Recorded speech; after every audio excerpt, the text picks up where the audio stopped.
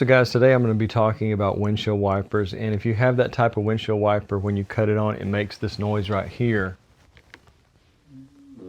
And maybe on the way down it doesn't make that noise, but on the way up, you're hearing that grabbing noise. There's a very easy way to fix that, and I'm going to show you how to do that. But I'm also show you a couple of chemicals that you've probably never even thought about using on your windshield wiper or actually on the glass itself. So I'm going to go through 3, possibly 4 steps to show you how to make these work perfectly, and on top of everything else, how to make them last for up to a decade. These windshield wipers are quite old, and they're still in really great shape, and they work perfectly, but I'll show you some up-close shots of what makes that noise and what causes it, and an easy way to fix it. So guys, what I'm trying to do here is demonstrate exactly what causes that grabby noise, or that kind of fingers on a chalkboard noise that drive you crazy. But I'm trying to make sure this is perfectly in frame there. But when your windshield wipers are working, you want them to be standing straight up like this. If they're leaning backwards like this, or they're leaning backwards like this, it's not a problem of the actual windshield wiper itself. It's the arm mechanism that's become deformed, and I'm going to show you how to fix that with just 2 simple tools. But if that's happening, it's not necessarily the windshield wiper, although it could be, and I'll talk about that shortly. But I'm going to show you how to fix the problem really quickly to stop that grabby sort of noise that will just make you want to jump out the car while it's moving. Now there's some really important prep work you need to do before you do this type of operation, because my windshield wiper is spring loaded, and if you remove the windshield wiper, or even if you don't, it could come slamming back down and cause a small chip in your glass. So you want to make sure that if you do remove the windshield wiper, you add a towel to this area to prevent any sort of problems such as chipping or breaking your glass. So just put that behind where your windshield wiper could possibly come slamming down. Sometimes it could actually go past where the rubber is, and it could actually hit on some of this hard plastic on the side, so it could cause a small chip in your windshield. So make sure you protect your windshield, so when it comes back down suddenly, you don't have to worry about that hard piece of plastic, or in some cases you have metal there that could easily chip your glass. Now this part right here of your windshield wiper, right where the wiper comes in, the mechanism that puts the windshield wiper into the socket there, and mine is a U shape and yours may be different shape, but this piece of metal right here can sometimes become deformed over time. So we're going to need 2 pairs of vice grips to alter this. If your windshield wiper is leaning too much that way, you're going to need to bend this just slightly in that direction. If it's the reverse, you're going to need to do the opposite. So you just want to make sure that you have 2 vice grips, and also you want to put paper towels around the area where you're going to clamp the vice grips down, because if you don't want to damage your windshield wiper, and the paint may not be very good there anyways, but this is an older vehicle, but still it's in pretty good shape, so I don't want to cause any scratches. So when you do put the vice grips on there, you want to make sure that you have that piece of paper towel so that you don't scratch, and that you can carefully clamp down, and you can add some pressure without damaging. So again, we're going to add the paper towel in 2 different areas, towards the base of where this is at here, and another one up here, so we'll be able to get a little bit of leverage in that area. So what I'm doing right here, normally I would hold it like this and hold this and pull, but I know that's kind of in the way of the camera. But what I'm doing is I'm putting pressure on this vice grip so it can't move, and in the secondary vice grip I'm lifting like this. If it was the opposite direction, we needed to twist the arm back this way, we would just put the smaller vice grip on the opposite side over here, and we're just doing this very, very slightly. We don't want a lot of torque here. We just want a little bit of torque so we can kind of change the angle. We want it perfectly horizontal, touching the window. So if it's touching the window, and I'm trying to make sure I'm in camera frame here, we want it to be perfectly horizontal. We don't want it leaning this way or leaning this way. And that's what's causing that massive grabbing noise that will drive just about anybody crazy. So another thing you need to do when you're cleaning your windshield is you need to inspect this rubber part right here, or silicone, whatever yours is made out of. You need to look for chips, you need to look for tearing away, because no amount of torquing and these other special products I'm going to use are going to help. If this is heavily damaged, you're going to need to replace it. Now, if it's just some very small chips you see in it, there's an easy product you can use. It's a razor blade. You'll run it down through there. It's a special device, and it'll remove very, very small amount of this, so it'll be just like new. I'll put a link to that in the description. If I can find a picture of it online, I'll put it up on the screen right here, but if I can't, remember that there is a way, even if this outer edge is really heavily damaged, to help kind of renew it without having to buy another set of windshield wipers. Now over time, over months and years, depending on how long your windshield wiper has lasted, they can collect a lot of road tar, a lot of debris that flies up on the window, and you always wipe it away with the windshield wipers. And a small amount of that does collect and adhere to your wiper itself. So as my dad always said, the miracle product of WD-40 is one of the best things you can use in so many different ways. And I'm thinking about making an actual video that just talks about the probably 100 different ways you can use WD-40. But anyways, you want to take this first and wipe the bottom of your windshield wiper just back and forth over and over. And this is going to remove a lot of debris, and I'll show you real quick how much is actually there. So on that windshield wiper, it collects over a long period of time a lot of that road tar, a lot of the things that you come in contact with. So the first part of cleaning your windshield wiper is using WD-40.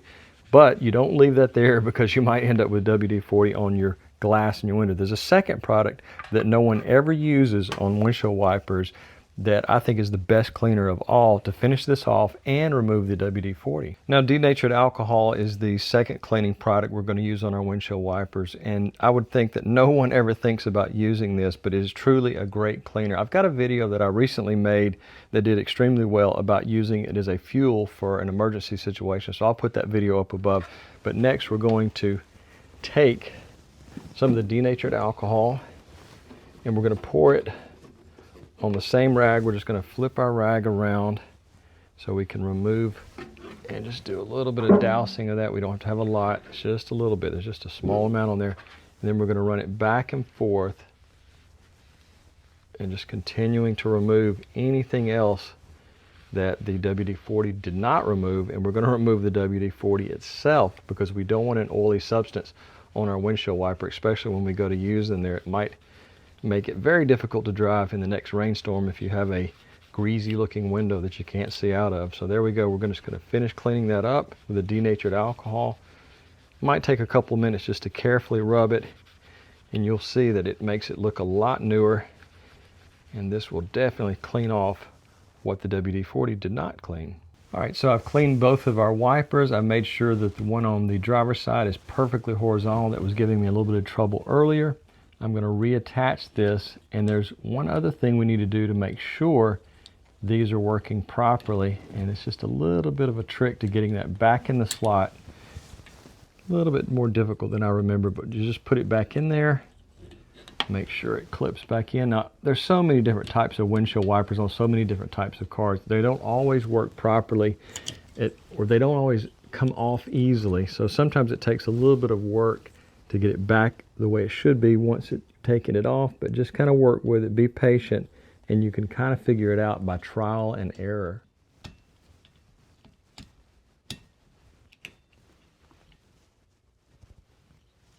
Now there's a couple more places we want to lubricate with the WD-40 to prolong its life, such as this hinge right here on the wiper itself. Make sure you put some towels there to help minimize the amount of WD-40. Also, where the mechanism goes into this part of the car as well, you want to also recognize there's a spring back here, so you want to spray the entirety of the spring all the way up, and that will help prevent rust and also prolong the life of this mechanism. And you just want to kind of slowly work it back and forth so you can get that grease in there, because you could have some noise emanating from these areas here. So just remember, you want to prolong the life by doing that maybe once or twice a year. So there's still a couple more steps we have to do to make these wipers work at their optimum best, even in a hurricane or the strongest rainstorm you could imagine. But this product right here is not really designed for windshields, but we're going to use it on a windshield, and I'll explain to you how it's different than some of its counterparts that you may think is the same thing. But first, I've got to clean this window thoroughly with a quality glass cleaner. I wouldn't even bother getting the gallon size of the blue stuff. I think you need a better quality glass cleaner to clean the glass. You can use the denatured alcohol, and years ago I've even seen some auto detailers using just dry newspaper on a dry window to clean it, but that's an auto detailer's trick that I've never picked up, but I've just heard about it. I thought it was really interesting. But we're going to use this glass cleaner to thoroughly clean the window before we come in with our special product that finishes up the whole project.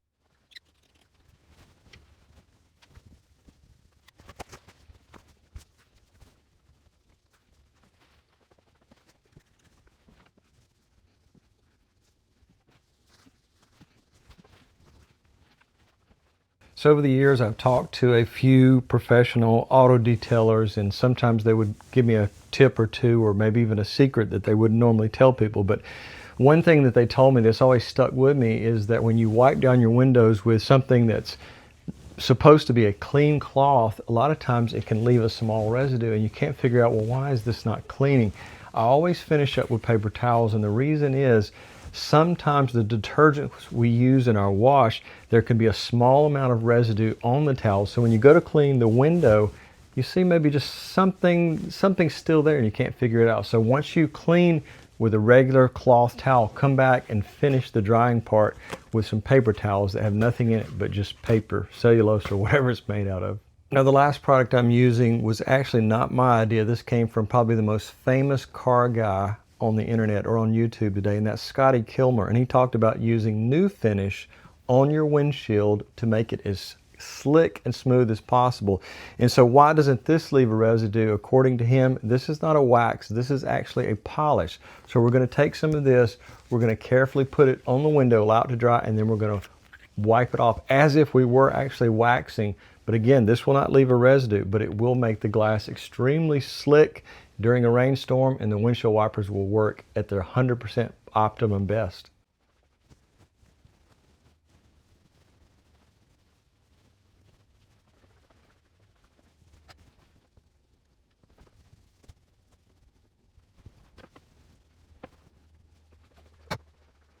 So just a reminder, the last thing I'm using, I use the towel to apply the polish, but I'm going to use paper towels to remove the polish to make sure there's no residue of any type left on the windshield that can cause a problem later on down the road.